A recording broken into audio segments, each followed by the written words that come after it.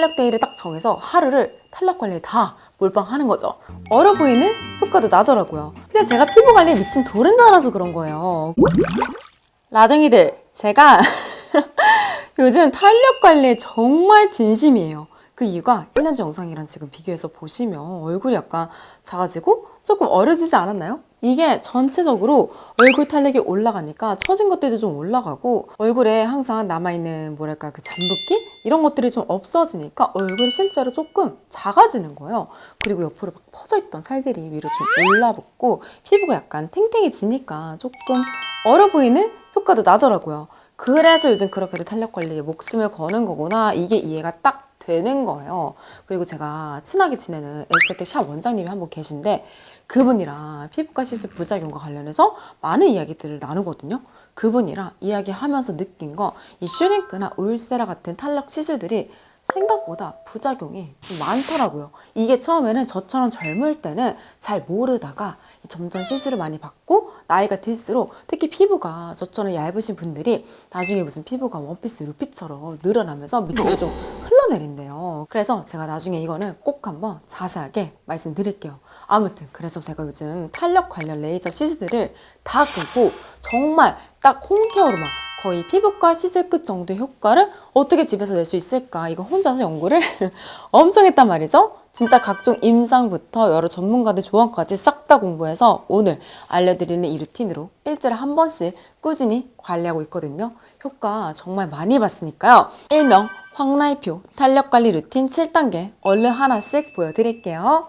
일단 첫 단계는 가장 기본이 세안이겠죠. 저는 보통 클렌징 밀크로 1차 세안을 하고 나서 2차 세안은 폼 클렌징을 거품기에 꼭 거품을 충분히 내서 세안합니다. 왜냐면 일단 오일은 자주 사용하면 얘가 너무 딥클렌징이 되니까 피부 장벽이 약해지면서 피부가 좀 건조해질 수 있거든요. 그리고 러빙 과정에서도 오일은 약간 마찰이 좀 있는 편이라서 이 콜라겐이나 엘라스틴 같은 이 피부 속 탄력 섬유들이 많이 약해질 수 있어요. 그래서 최대한 저자극으로 세안을 해야 이 피부 탄력을 지킬 수 있습니다. 그래서 저는 웬만하면 가장 자극이 적은 밀크를 꼭 사용하고요. 폼 클렌징을 할 때도 최대한 피부에 자극이 가지 않게 이런 거품기로 거품을 최대한 많이 내서 세안을 해요. 그래서 이렇게 저자극으로 세안을 마치고 괄사 마사지를 하는데 이때 물기를 반드시 다 닦아야 돼요. 왜냐면 이 젖은 피부는 마치 젖은 종이랑 똑같기 때문에 굉장히 약한 자극에도 종이가 쉽게 막 찢어지는 것처럼 피부도 똑같아요. 젖은 얼굴에 마사지를 하면 피부 정말 많이 상합니다. 그리고 수분젤을 진짜 아끼지 말고 충분히 바르셔야 돼요. 그래야 괄사로 인한 마찰을 많이 줄일 수 있기 때문에 피부 자극을 최소화할 수 있거든요. 그리고 저는 이런 괄사 마사지 할 때 절대 세게 하지 않습니다. 왜냐면 너무 세게 하면 모세혈관이 다 터지면서 홍조가 엄청 심해지고요. 콜라겐, 엘라스틴 이런 것들도 많이 손상되거든요. 그래서 피부 탄력이 좋아지려고 괄사했다가 오히려 피부가 푹 꺼지고 엄청 상할 수 있기 때문에 반드시 적당히 기분 좋을 정도로만 가볍게 마사지를 해주셔야 돼요. 그리고 라둥이들 얼굴만 백날 마사지를 해봤자 이 데콜테가 뭉쳐있으면 림프순환이 안 돼서 얼굴 붓기랑 노폐물이 하나도 안 빠져요. 그래서 목, 쇄골, 겨 이런데 꼭 다 풀어주시고요. 그리고 두피가 진짜 중요합니다. 왜냐면 얼굴 가죽을 붙잡고 있는 건 결국 두피예요. 그래서 두피 탄력이 올라가야 얼굴도 같이 쫙 올라갑니다. 그래서 저는 항상 두피 먼저 풀고 괄사 한번 폼클렌징으로 닦은 다음에 얼굴 풀고 데콜테까지 다 풀어줘요. 그리고 제가 사실 괄사 마사지는 매일 돼지 저금통에 100원씩 저금하는 느낌으로 하루도 안 빠지고 매일 하고 있는데요. 그 이유가 제가 친구들 오랜만에 만날 때마다 가장 노안이었던 제가 이제는 가장 어려 보이는 사람이 된 거예요. 그래서 이런 소소한 관리들이 물론 한 번에 효과는 확 보이진 않지만 이게 꾸준히 쌓이면 나중에 정말 엄청난 차이를 만들더라고요. 그래서 제가 평소에 하는 이 괄사 마사지 루틴은 이 영상에서 자세하게 설명드렸으니까요. 참고 부탁드릴게요. 그래서 이렇게 괄사 마사지를 마치고 나면 이제 뭐 더마세라, 홈세라, 루켄스, 듀발소닉, 니즈리프 이런 집속 초음파 하이프 기기들 있죠? 얘로 탄력 관리를 시작합니다. 이게 쿼드셀 같은 교차 초음파 기기랑 뭐가 다르냐면 교차 초음파는 여러 개의 주파수를 피부 전반에 넓게 교차로 전달하는 방식이에요. 그래서 우리가 운동하면 피부 탄력이 많이 좋아지잖아요. 똑같은 원리예요. 교차 초음파가 피부를 이렇게 운동시켜서 탄력이 좋아지게 됩니다. 반대로 이런 집속 초음파는 마치 돋보기로 빛을 모아서 종이를 태우는 것처럼 진피랑 근육층 사이에 있는 이 스마스층까지 초음파 에너지를 한 곳에 쫙 집중시켜서 보내요. 그럼 마치 오징어를 구우면 오징어가 쫙 오그라드는 것처럼 우리 피부가 강한 이 초음파 열 에너지 때문에 콜라겐이 쫙 수축하면서 리프팅이 쭉 되거든요. 이게 울사라입니다. 그래서 피부가 얇거나 얼굴살이 별로 없는 분들이 울사라 잘못 받으면 오히려 그 강한 열 때문에 콜라겐이 손상되면서 피부가 막 늘어진다거나 볼펜이 생긴다거나 이런 일들이 생기는 거거든요. 그런데 홈케어 기기는 사실 피부과 장비에 비하면 훨씬 출력이 약하기 때문에 이런 부작용을 보기는 거의 어려워요. 그래서 제가 큰맘 먹고 좀 비싸지만 이 홈세라를 직접 구매해서 꾸준히 사용하는 이유가 일단 안전하고요. 그리고 제가 마치 운동하기 전에 워밍업으로 스트레칭 하는 것처럼 괄사로 피부를 한번 미리 풀었잖아요. 그럼 피부 조직이 약간 말랑말랑해지거든요. 그래서 그냥 돌리는 것보다 이 괄사하고 하이프 기기 돌리면 리프팅 효과가 진짜 훨씬 커지더라고요. 그리고 라둥이들 진짜 중요한 거. 저는 왼쪽 턱이 오른쪽 턱보다 좀 더 두껍고 오른쪽 광대가 왼쪽 광대보다 좀 더 발달했거든요. 이걸 어떻게 알았냐면 후면 카메라로 그 어떠한 보정과 필터 없이 얼굴을 정확하게 딱 찍어서 챗 GPT한테 물어보면 어느 쪽 턱이랑 광대가 더 발달했고 어느 쪽 눈이 더 올라갔고 이런 거를 다 알려줍니다. 그래서 저는 왼쪽 턱은 최고 강도 5로 쏘지만 오른쪽 턱은 3 정도로 강도를 낮춰줘요. 광대도 마찬가지입니다. 왼쪽 광대는 3으로 쏘지만 오른쪽 광대는 좀 더 발달했으니까 5로 쏩니다. 그러니까 더 자잘하게 정리해야 할 부분들이 많거나 리프팅이 더 필요한 부위에는 강도를 조금 높이는 거죠. 그럼 얼굴 비대칭도 좀 잡히면서 대칭이 좋아지니까 얼굴이 좀 예뻐지는 게 있더라고요. 그리고 저는 홈세라 돌리고 나서 꼭 스킨팩을 해요.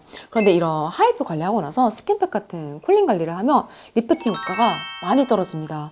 왜냐면 아까 초음파 에너지로 보낸 열이 더 오래 유지될수록 콜라겐이 오랫동안 수축되고 콜라겐 재생도 유도하는데 피부를 다 식혀버리면 이 열 반응이 오래 이루어지질 않으니까 리프팅 효과가 당연히 떨어질 수밖에 없겠죠. 그런데 제가 진짜 민감한 피부잖아요. 진정 관리를 안 하면 피부가 너무 붉어지고 속드름도 약간 나는 거예요. 그래서 저는 소중한 제 피부를 지키려고 꼭 르누베르 토너로 스킨팩을 한 5분에서 10분 정도 합니다. 젤 안 닦고 바로 그 위에요. 그럼 붉어졌던 피부가 싹 진정되면서 피부가 엄청 편안해지더라고요.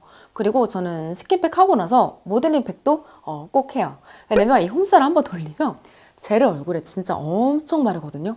왜냐면 거의 15분에서 20분 이렇게 걸리기 때문에 중간중간 젤이 말라서 계속 덧바를 수밖에 없어요. 그래서 이렇게 젤을 많이 바른 얼굴 위에 이 모델링 팩을 바로 올리면 정말 그 모델링 팩 밀폐 효과 덕분에 그 젤에 있던 수분들이 피부에 쫙 흡수되면서 피부가 그 수분감 때문에도 엄청 탱탱해져요. 그리고 모델링 팩은 지금 보여드리는 더 여백 제품처럼 가격대가 있는 제품을 꼭 씁니다. 왜냐면 저가 모델링 팩은 이렇게 쑥떡처럼 촉촉하고 깨끗하게 떼어지질 않아서 수분이 피부에 쫙 넣어주는 그 효과가 많이 떨어져요. 그래서 알진이나 글루코스 같이 수분 증발을 막아주는 성분들이 고함량으로 들어간 고가 제품을 선호합니다. 그런데 모델링 팩도 이 쿨링 관리이기 때문에 나는 피부가 그렇게 민감하지도 않고 이 집속 초음파 리프팅 효과를 최대한 보고 싶어. 그런 스킨팩이랑 모델링 팩을 건너뛰시는 게 맞아요. 그런데 저는 매주 이 관리를 하다 보니까 피부가 혹시나 민감해질까봐 이 스킨팩이랑 모델링 팩 둘 다 꼭 하긴 합니다.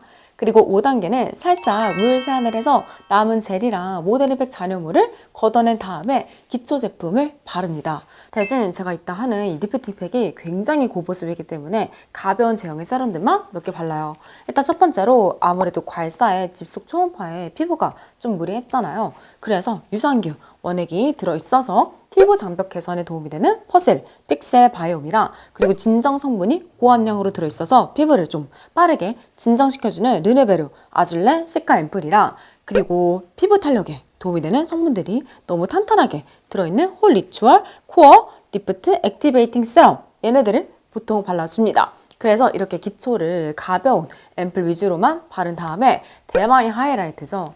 넘버즈 9번 NMN 바이오 리프팅 풀페이스 팩을 해요. 진짜 여러분 이 팩 미쳤어요. 저 나중에 이거 광고할 거거든요. 그런데 제가 이 마케트 하는 것도 아니라서 이펙 좋다고 여기서 말한다고 저한테 돈이 더 떨어지고 이러는 거 절대 없어요. 그냥 제품이 너무 좋아서 말하는 거거든요. 진짜 하단 시트를 귀에 딱 걸어주고 땡기미 천으로 정수리까지 피부를 쫙 올려주면 정말 늘어져 있던 살들이 싹 다 올라붙는 거예요. 저 진짜 깜짝 놀랐잖아요. 그런데 이게 20분 정도만 해서는 이런 드라마틱한 효과를 절대 못 보고요.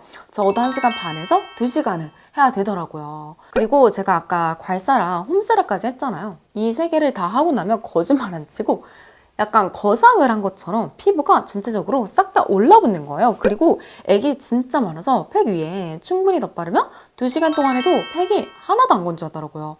그리고 귀 쪽에 뚫려있는 구멍이 총 2개가 있거든요. 팩한 지 한 1시간 정도 지나면 팩이 약간 늘어날 거 아니에요. 그때 팩을 조금 더 당겨서 아랫구멍에 귀를 껴주면 정말 2시간 내내 얼굴에 있는 모든 살을 진짜 다 끌어올릴 수 있습니다. 그래서 이 팩을 마지막 단계로 해서 제가 일주일에 한 번씩 탄력 관리를 평소에 어떻게 하는지 아주 자세하게 보여드렸는데요. 뭐가 많죠? 절대 이걸 다 하실 필요 없습니다. 여러분이 가지고 계신 제품들이랑 피부 상황에 맞춰 몇 개만 해주셔도 충분히 효과 볼 수 있고요. 제가 이렇게까지 다 하는 건 그냥 제가 피부 관리에 미친 도른자라서 그런 거예요. 그리고 저도 이걸 한 번에 다 하는 게 요즘 너무 힘들어서 보통 아침에 5단계까지 하고 저녁에 자기 전에 이 땡기미 팩으로 마무리해서 뭐랄까요? 제 나름대로 탄력 데이를 딱 정해서 하루를 탄력 관리에 다 몰빵하는 거죠. 그래서 이 부분 마지막으로 참고하시면 좋을 것 같고요. 다음에는 제가 자주 하는 미백 관리나 재생 관리 루틴으로 한번 또 돌아오도록 하겠습니다. 감사합니다. 안녕.